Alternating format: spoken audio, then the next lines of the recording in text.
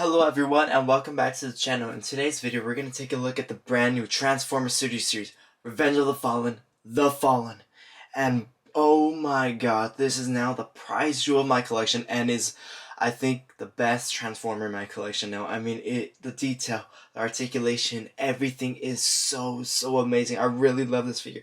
The scale, I mean, if I would rate on accuracy, I'd give this guy a 20 out of 10. It just looks incredible. I love this figure.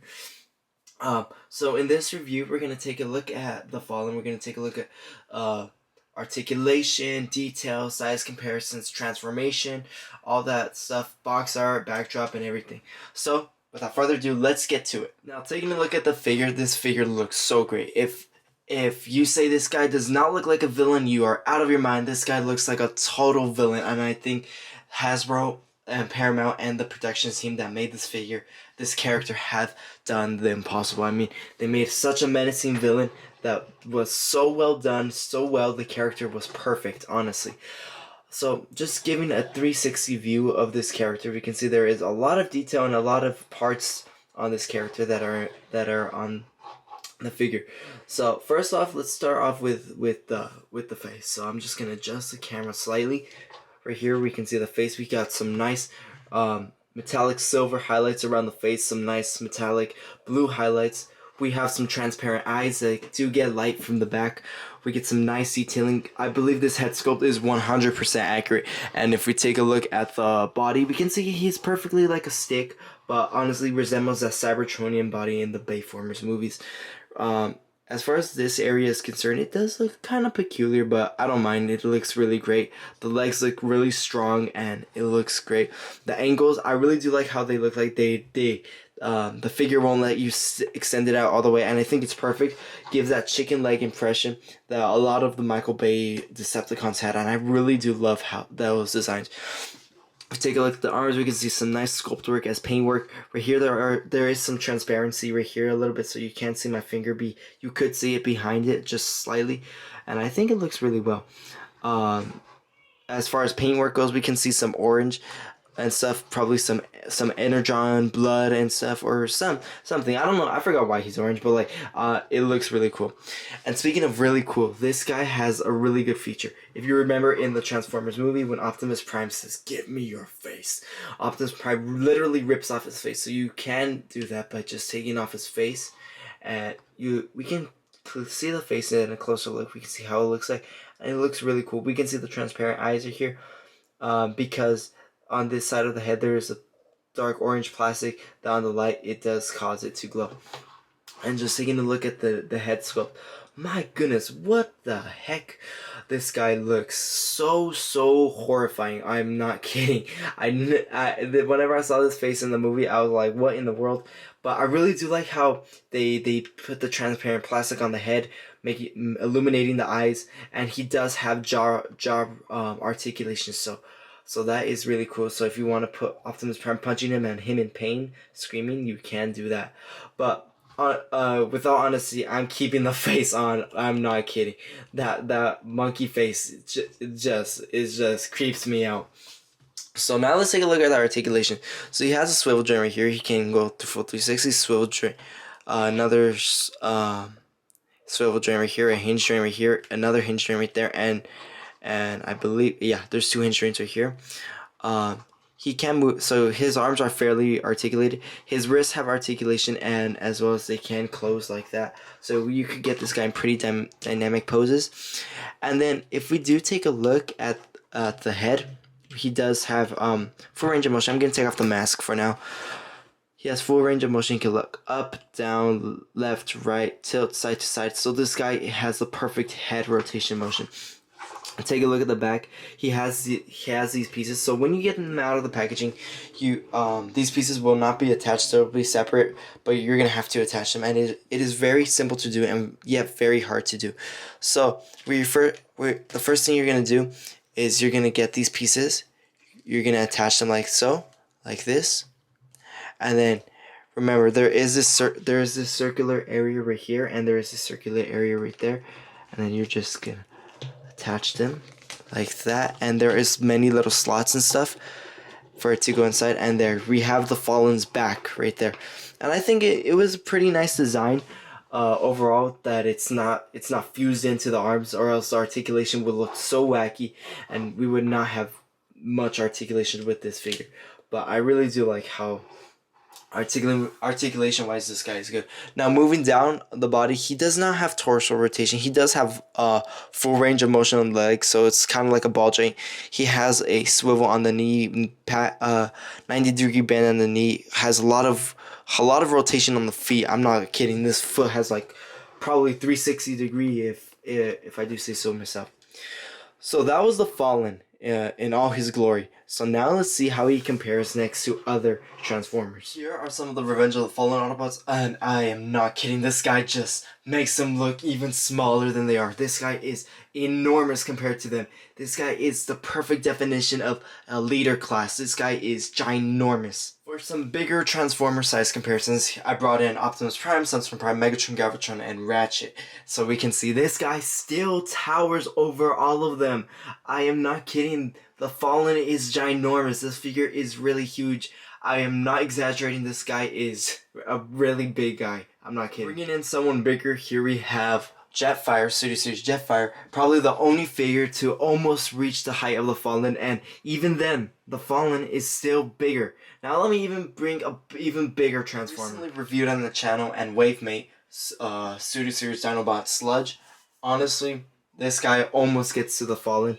If not, the Fallen is still bigger. So now for two more comparisons, let me bring you one Transformer that will, in fact, annihilate the height of the Fallen. So bringing in Devastator, the Studio Series 69 Devastator with the upgrade kit, we can see that this guy is, in fact, taller than the Fallen. So the Fallen is not the tallest Decepticon, but he sure is as damn well the toughest one. I'm not kidding. Even though Devastator is bigger than him, the Fallen could still annihilate him. But so only one other Transformer can annihilate the Fallen. That is Optimus Prime, and not just any Optimus Prime. The Transformers: Revenge of the Fallen, Jetfire Optimus Prime. When Jetfire and Optimus combine to defeat the Fallen. So honestly, this guy is still shorter than the Fallen as far as head is concerned, but as far as the whole mass of the figure, they're pretty much the same. So I really do like the Fallen. It looks so great. I really do love how both of these stack really well with one another. And here we have the backdrop of the Fallen, the same backdrop that we got for many of the Revenge of the Fallen characters that took place in this battle, like Bumblebee and Jetfire. And we could see it's the same backdrop. You can pose the Fallen any way you want, and he actually fits perfectly in the backdrop, so I really do like that. Before I show you the box, I did forget to show you how many accessories he has. If you do want to count the head, I'd say 3, but in reality he has 2 accessories. Two blades that together they form his staff. And unfortunately, there was no matrix of leadership with this figure. I really wanted this figure to have it, but then unfortunately they did not manufacture it for the figure. So there's that. So putting the figure to the side, here we have the box. We can see it has 91, nice box art, the Fallen, Transformers: Revenge of the Fallen, Studio Series 91. Here we get a face portrait of him, Studio Series.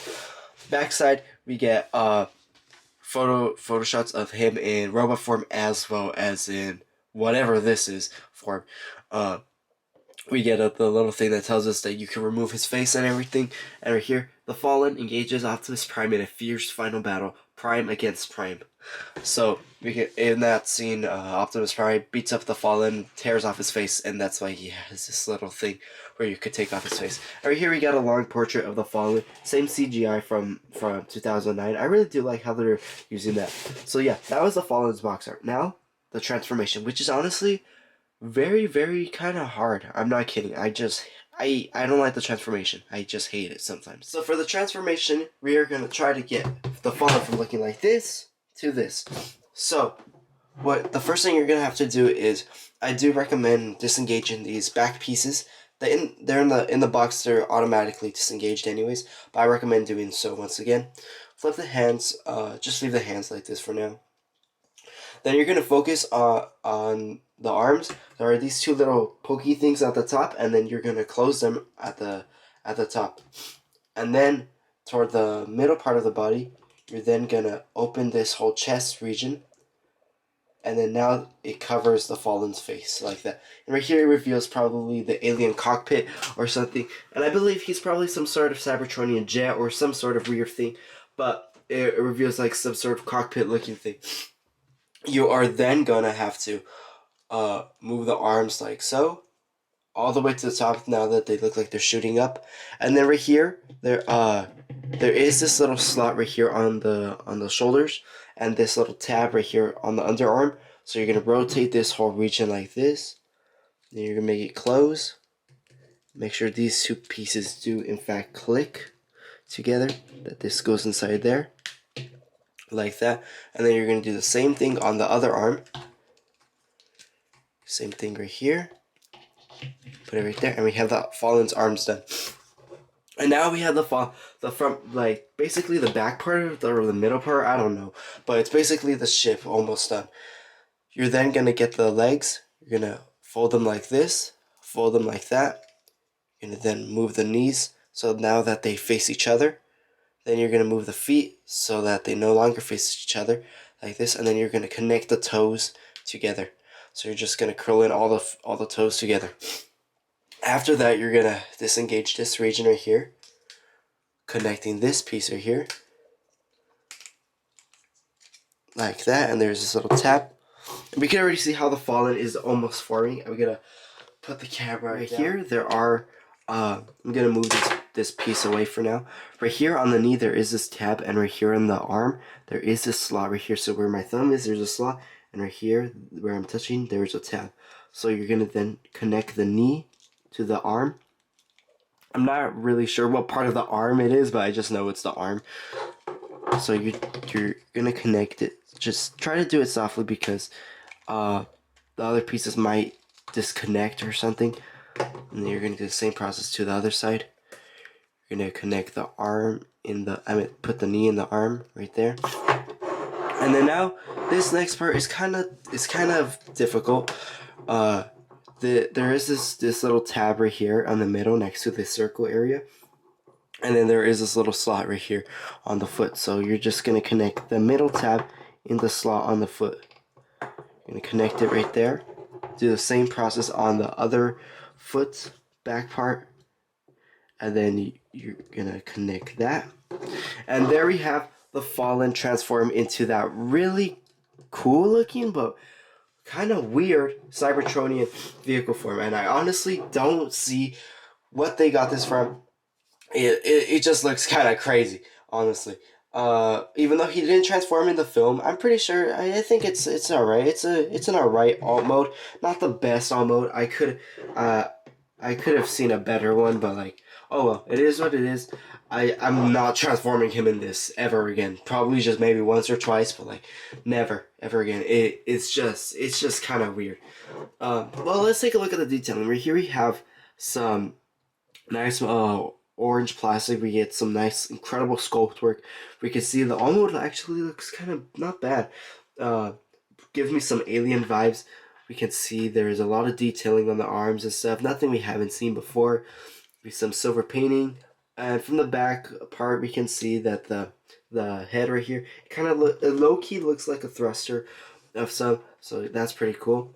And now the blade pieces, you can attach them in any way you want. There is these two circular ports right here, so you do have to push this port inside that slot, and you're going to do the same process on that side. And then you have them with these blades right there. It still looks kind of funky, but like it gives the alt mode a little bit less weirdness to it. But it still looks pretty weird. I'm not kidding.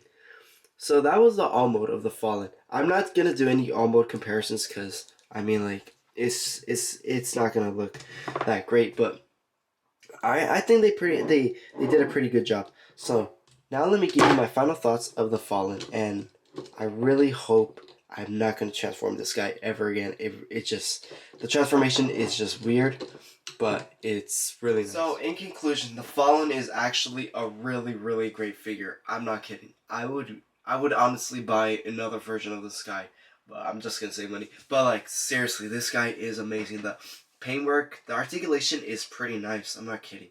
Even though it's kind of complicated. The transformation, not the best, But has Hasbro nailed it? Nailed it? Yes, they have. They've knocked this guy out of the park. This guy is completely one of the best Transformers in the collection. I say he's probably my favorite right now in the collection. I know I said the same thing with Studio Series 86 Ironhide, but nope. This guy takes the crown. He's the crown jewel of my collection. My most prized figure. I really do like it. The scale with the other figures looks amazing. He makes the other Autobots look very small, like Autobots like Bumblebee or Brawn. He makes these little figures look incredibly small. So, I really do like that. This guy actually looks like an actual villain. The design is pretty nice. Transformation not that great. As far as what's it called painting goes, I really do like it. Sculpt work was really nice. So that about wraps up my review. Thank you for watching. Please subscribe and leave a nice comment. And until my next review, I'll see you then. Thank you all for watching.